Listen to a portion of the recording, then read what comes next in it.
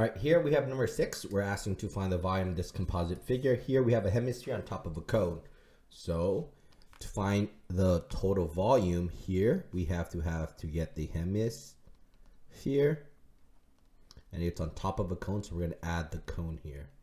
Right? So we have to now get the formulas of the hemisphere and the cone.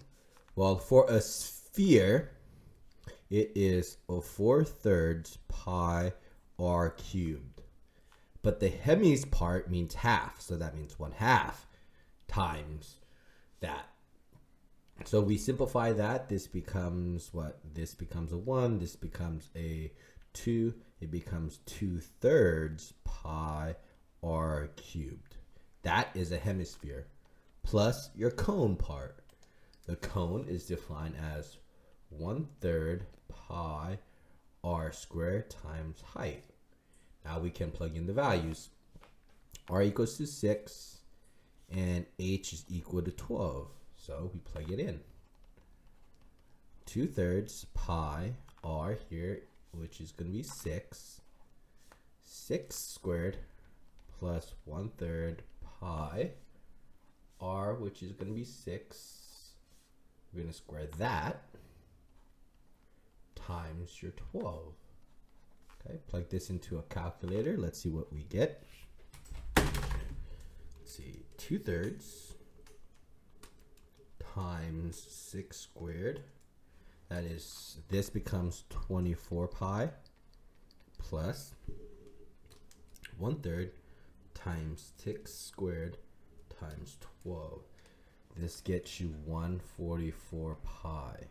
Both of this are in terms of pi, so we can add them together.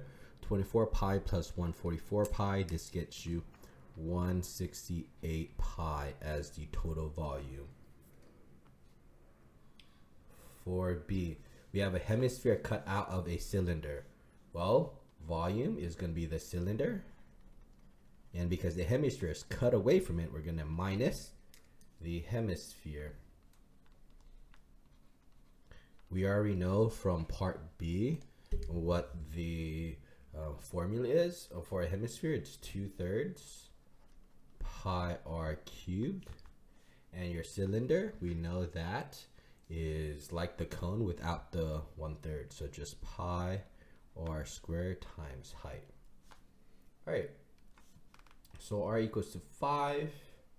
H is equal to 9. So we can make that substitution. Pi 5 squared times 9 minus 2/3 pi r is to the cubed.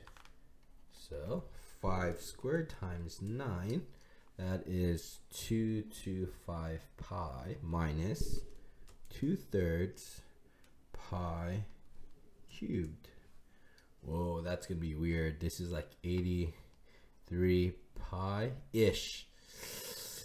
So approximately 225 minus 83.33. So it's about 141.67 pi. That would be the volume there.